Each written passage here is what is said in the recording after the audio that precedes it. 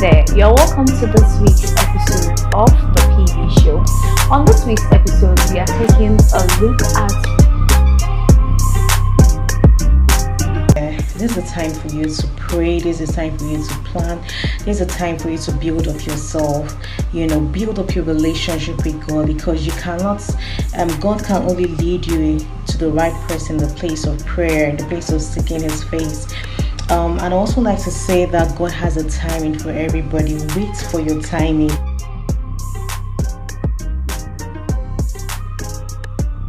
You are very much welcome to the PB Show Moment of Truth. It's a great honor to have you here. So if you could give us a short introduction about yourself. Okay, so Ogechi Itonira, a doctor by profession and also an author and the founder of Springing Hope Foundation. Thank you for having me. Thank you too very much. We are really grateful. So we'll go straight to our topic for today. Today we are looking at mistakes ladies must avoid before marriage. First of all, let's look at why this topic is very important for us to discuss. All right, so let's just go ahead. So why is it important? You realize that a lot of young people nowadays, they have a lot of misinformation. We're in the 21st century where you have, information on the internet. People talk to their friends and they have the wrong ideology of marriage and what into the wrong help build the right foundation, so they help instruct and direct a lot of these young ones who are planning on going into marriage or even in a relationship in court. I think it's very important for them to, to learn the things that, are likely to be a problem even in their marriage and in their relationship, so they can avoid. Okay. All right. So then, what are some of the mistakes you think most single ladies normally make before marriage? Okay, well, I think one of the mistakes people make is neglecting to develop themselves. Okay, because a lot of people feel that marriage is all in all, and when I get into marriage, I have everything I would ever desire. But they fail to recognize that marriage in itself is between two people. I have a part to play, the other person has a part to play.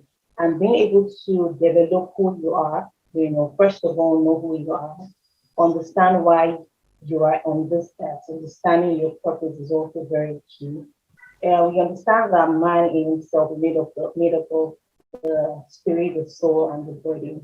And so it's important to develop our spiritual being, okay, our physical being, our emotional being. So every aspect of man, or even as a lady, must be developed. So you should be able to develop yourself spiritually, physically, emotionally, mentally, to be able to prepare yourself, for that person that God has intended for you. So understanding yourself is very key. Developing and growing into who God specifically has called you to be. And when you do that, you're able to attract the person that God, has intended for you. So it's who you are. Who you are depends on who you attract. So that's very key. That's very key. So it's good we do not neglect our self-development as young women.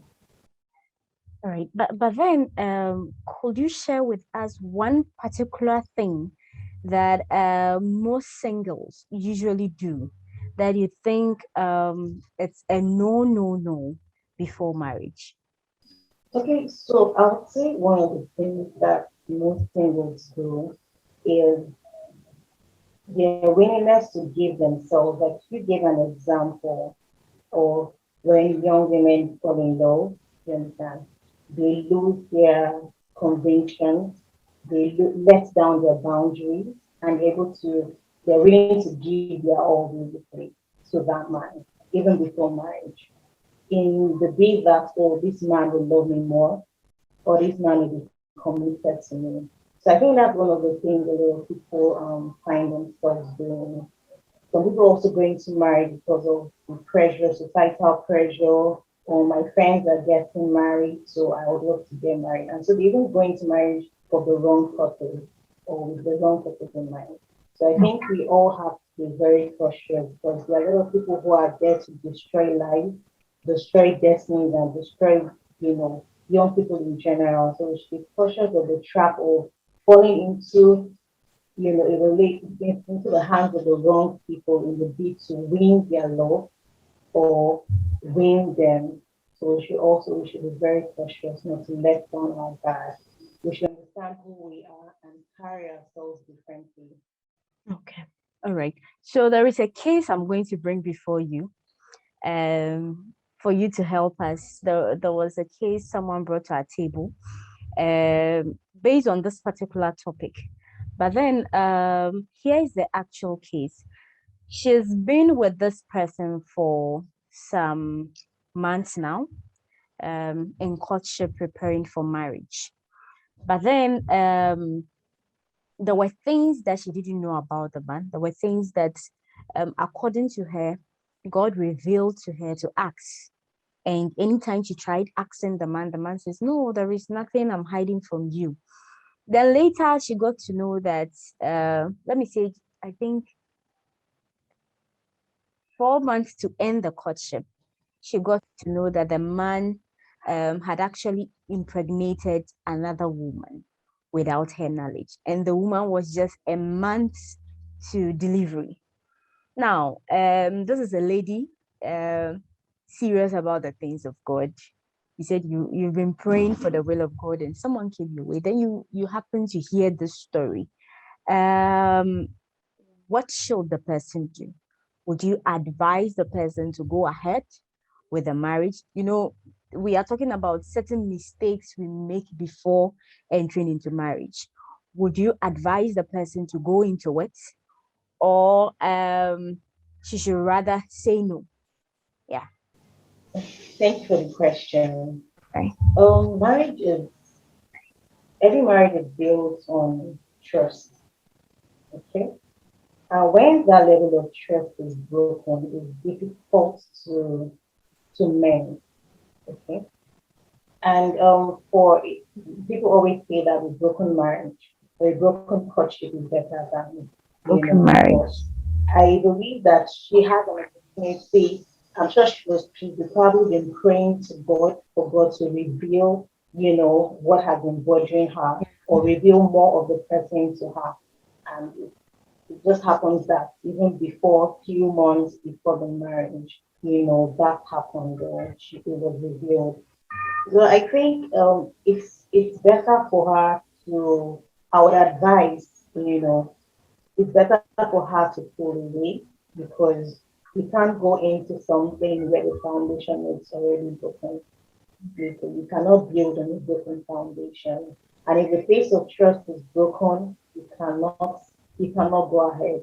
You know, you can't go ahead. So I'll just advise him as much as to praise for him because I'm sure maybe it was a temptation or something that made him fall. As long as she prays for him to be restored back to the Lord, I think it's important that she secures her soul and also secure her own destiny.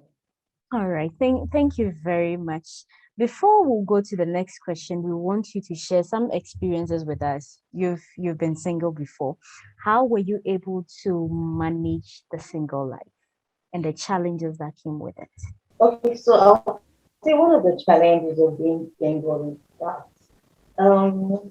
in the area of marriage, you have a lot of your friends who are getting married, and you're like that. Maybe at that point in time, you're still a little bit behind time.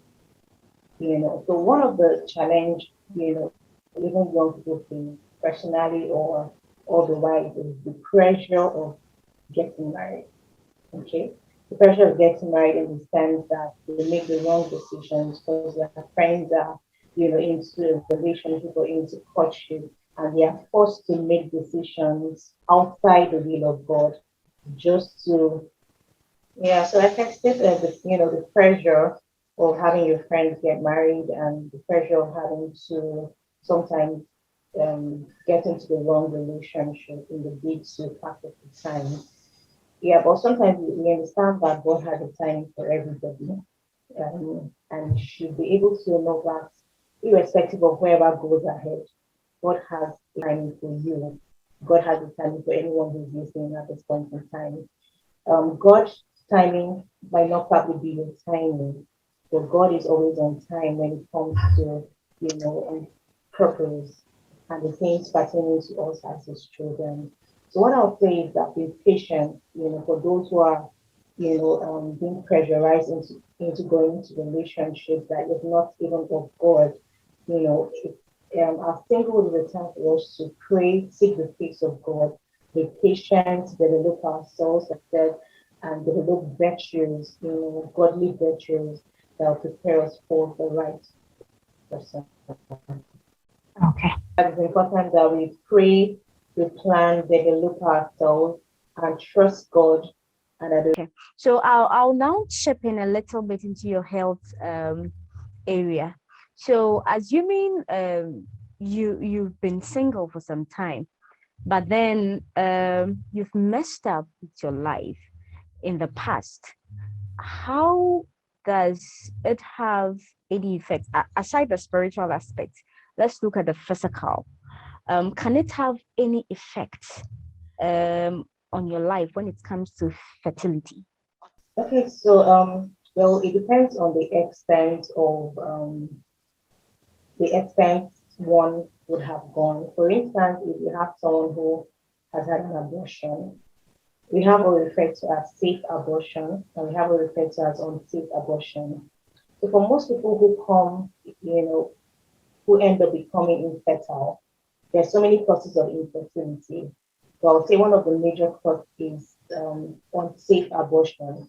Okay, so if you've been pregnant for someone, and so you go through the unsafe method, you have risk of the fallopian tubes or the uterus getting some form of adherence. Okay, that way preventing the sperm from meeting with the egg to produce. So for people who go through unsafe abortion, they come up with septic abortion. They end up having septic abortion when you have infections. So sometimes people also use different forms of instruments. When you use those instruments, what happens is that they do not heal the inner lining of the uterus or even the fallopian tubes don't heal properly. So at the end of the day, what it causes is what we refer to as adhesions. And these adhesions close up the fallopian tube or even close up the uterus. And so that prevents a form of creates a form of infertility. So I think unsafe abortion is one of the things that, and cause people to end up being infertile in the future. So what I would like to say to singles out there, this is a time for you to pray, this is a time for you to plan, this is a time for you to build up yourself, build up your relationship with God, because you cannot, God can only lead you to the right person, the place of prayer, the place of seeking His face. I'd also like to say that God has a timing for everybody. Wait for your timing. Don't be in a hurry. Don't be in a hurry. God is never in a hurry. Sometimes you need to wait for God to build you up and to help you, build up the virtues inside of you in order for you to be able to, blossom in the time of marriage. So never be in a hurry. Be patient and wait for God's timing. God is never late in dealing with His daughters. As long as you're a daughter of Zion, God has you in mind. And I pray that everyone who is single out there, trusting God for the bone of their bones and the flesh of their flesh, God will definitely, come through for you. And to the people who are married or even planning on getting married, I'd like to encourage you to know that even as much as marriage has been said, is not a bed of roses, you have to prepare yourself mentally, emotionally as well, because even the time of marriage you will be hurt, your expectations sometimes will not be met, but understand that you're not there in that marriage alone. Understand that you have the Holy Spirit to guide you, to instruct you, to give you wisdom on how to build your home. Celebrate Him when you need to celebrate Him, because trust me, you guys on a journey. Enjoy the journey of marriage, enjoy the fruitfulness of marriage. Always speak positively about what you want. Like I always say, that it's good to have a purpose and a vision that is in line, with God's mandate, even for your marriage, because every marriage is unique. So never compare your marriage with anyone. Embrace it, speak positively, declare what you want, be willing to forgive your husband, ask for God's grace daily to to embrace him, to accept him, to let go. When you're hurt in marriage. And lastly, spice up your marriage. Don't stop doing the things that you used to do even in the time of courtship. The joy, the laughter, the sharing, the eating together, working together, praying together, going to church together. Don't ever stop that. Learn to spice up your marriage no matter what happens, and put God first. Pray. Prayer is what keeps a marriage. Someone says a family that prays together stays together, and I pray that God will build our marriage into the marriage that He has ordained and into all that God has promised marriage to be. We will all have a heaven on earth marriage in Jesus' name. God bless you. Thank you so much for joining us on this week's episode of the PV Show. Until we come your way same time next week, make sure you wash your hand with soap and the running water, sanitize your hand frequently, and use your nose mask. Remember to subscribe to the PV Show. Bye. Bye bye.